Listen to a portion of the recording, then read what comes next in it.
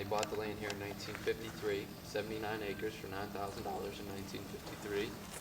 I show up on the window. Now, right now we'll make our way up onto the front steps. Go inside and out. And you notice there is no glass covering. You did. No, I didn't. I know there was. Well, Mr. Wright had designed it with glass covering it. And then the local contractor noticed that it was an issue if there was glass covering it. Hidden by the cypress here. And that still comes up to a certain point, and then it ends, and the rest of the overhang is free hanging. Now, if You don't have to think, you don't have to study, you can just relax, you know, be sleepy, whatever. Not my stuff around. That house down there is just amazing too.